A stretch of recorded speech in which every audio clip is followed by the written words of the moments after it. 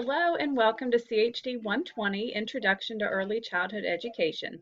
My name is Maggie Charlton and I'm going to be your instructor for this course, and I'm looking forward to working with you this semester.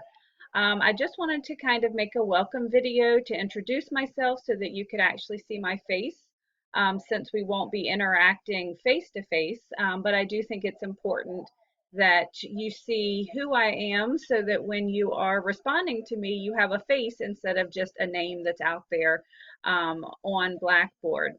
So I wanted to take the opportunity to kind of introduce the course, show you how I have Blackboard set up for you, go over just a couple of procedural items, especially if this is your first time taking an online course.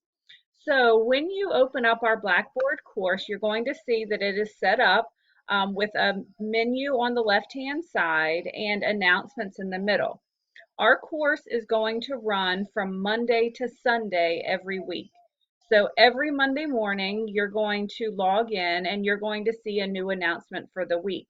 So please make sure that each Monday you're logging in so you're able to keep on top of what's happening in this course. So this is going to be the first assignment that you see, or the first announcement that you see. And so I kind of go through a lot of information, just kind of as an introduction. I wanted to show you what all of these links are for. Again, a lot of this is for those of you who have not done an online course before, and I think it's important that before you ever start, you understand how it's set up for you. So when you click on the Start Here button, you're going to find some really kind of procedural information in here. My biography is in here if you're interested in reading it. This just kind of explains what this course is, what the purpose of the course is, and the structure of the course. The First Steps folder just kind of gives you a few steps to get you started as you are navigating this online course. And then you'll get down here to the required textbooks and instructional materials. This is the only textbook that you're going to need, and it's the only resource that you need to actually purchase for this class. Everything else that you need, I'm going to have on Blackboard for you. And this textbook comes in a variety of formats. My understanding is the loose leaf version is the most inexpensive, but the resources are all exactly the same, so however you want it is completely fine. So nothing's different about them. But if you are interested in the loose leaf version, my understanding is that is the cheapest of the different formats. The next link that you're going to see is the course information.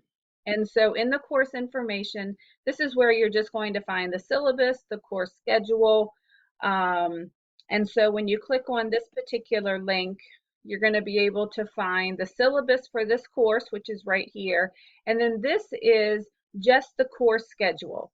I will admit that I am a crazy type A person, and so I like to have just one piece of paper that I'm working from instead of having to continually go back to my packet of my syllabus. And so if you were to print this front to back, you would have one page that's going to list each week what we're going to be doing and when anything is due. So hopefully that will be a good resource for you. So this first section, this getting started section in Blackboard, is really just kind of some introductory information. When you get down to the course content area, this is where you're going to find the meat of the course. So in course content, you're going to find a different folder every week. Now, I only have one folder available per week. I don't think that it's fair to overload students at the very beginning, and I do a lot of teaching as we go. So I don't want things to be available so far in advance when I haven't had a chance to go over it. So when you log into Blackboard this week, you're only going to see this folder, which is the introduction, scope and need of early childhood education. And so each folder is going to be set up the same. So when you go into the weeks folder, you're going to find what it is that you're talking about. You're going to see anything that you need to read or view. So for this first week, all you need to do is read chapter 1 of your textbook. And this is the PowerPoint that accompanies the chapter in the book. This does not replace the chapter in the book. It's just kind of a supplement that pulls out some of the important information. But each chapter that you read will have a corresponding PowerPoint. Some weeks there may be some additional resources or even some additional videos that I want you to view, and that will all be in that week's folder. I'm going to tell you what it is that you need to do for the week. So here in week 1, all you have to do is read the first chapter, review the PowerPoint, and then complete a discussion board, which is class introductions. And so you can get to the discussion board right from this link.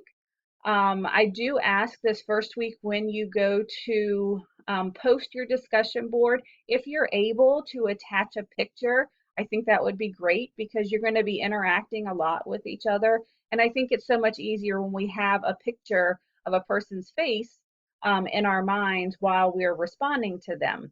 Again, because I feel that having a community in a classroom of young children is important, I obviously feel the same way even in our online classes. So I really want this to be an interactive experience for you. And so the more that we can simulate that face-to-face experience, the more I think you're going to get out of the course. So that's what's going to be in the course content section. In the assignment section, you're going to find the assignments that you're going to have to do for this semester. Now, when you actually click into assignments, you're not going to see anything yet because I haven't assigned any assignments yet. But when assignments have been introduced, you will also be able to access them from the assignment link. So for instance, I will be introducing the inclusion project in week 2. So after week 2 or after we have introduced it, this will be available for you. So it will be in the week 2 folder as well as in the assignment link. I just like to make it easy for people to find things because other than the discussion board postings, you're never going to have an assignment that's going to be due the same week. So instead of you having to go back to find the assignment instructions for an assignment that was introduced maybe a few weeks prior, you can just go to the assignment link and you can find it. You're also going to see this is where you can access all of the discussion boards.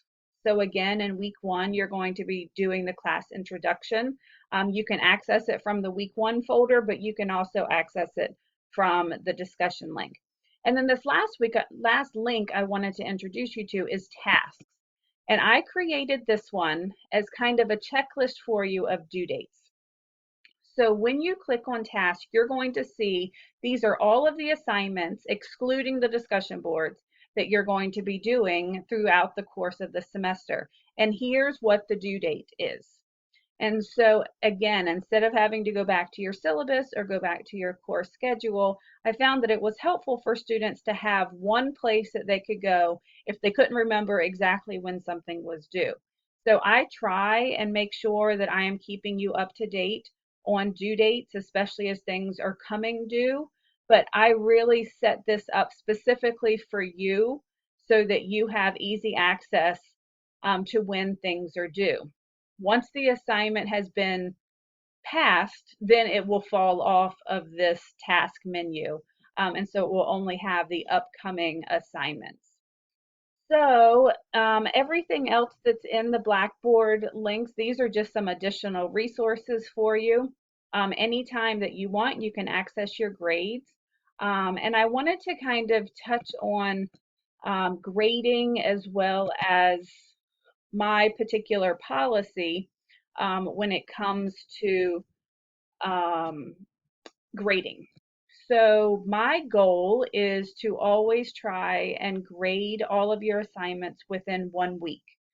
So hopefully I will be able to stick with that. And so I also try and make sure that I am keeping your grade book up to date as well. So you can always keep track of your grades on the grade book.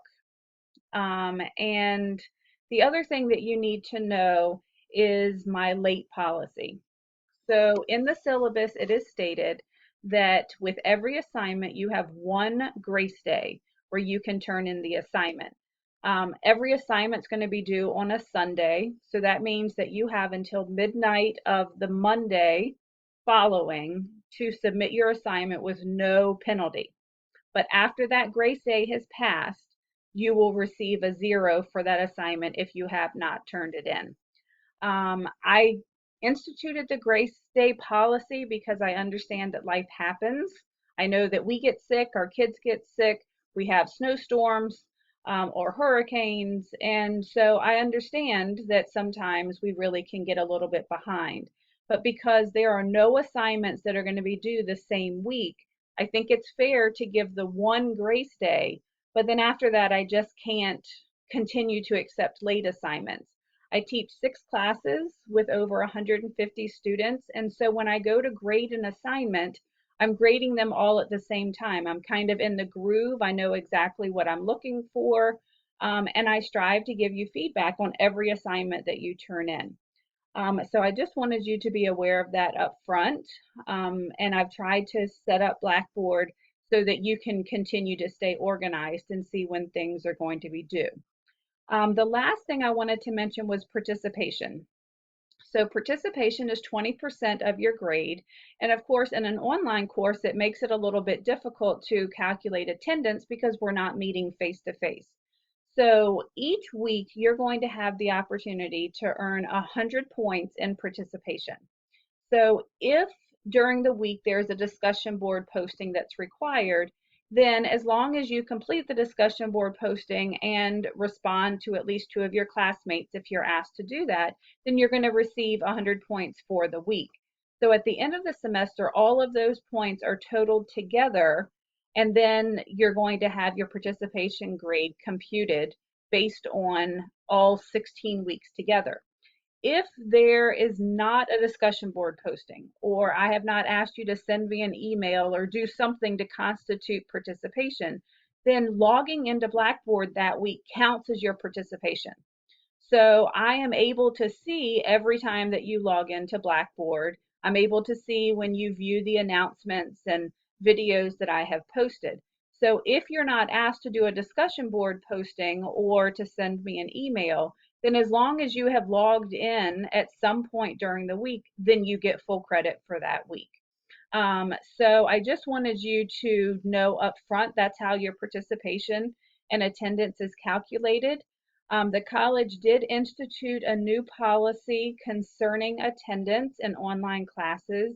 And so if at any point during the semester you have 3 weeks where you have not logged in or participated, then you're automatically withdrawn from the course. So just kind of keep that in mind as you're going throughout the course, that everyone misses a week here and there for some reason, but if it gets up to 3 weeks of not participating, then you are going to be withdrawn from the course. And again, that's a TCC policy, but because it's new, I wanted to make you aware of it up front. So I think that that is it for now. Again, I am so looking forward to working with all of you.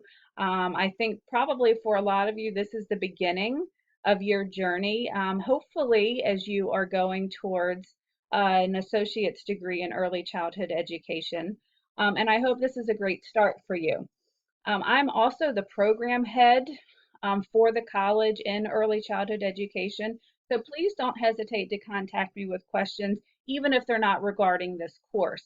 If you have questions about which certificate you should apply for or the order of courses that you should take, that's what I'm here for.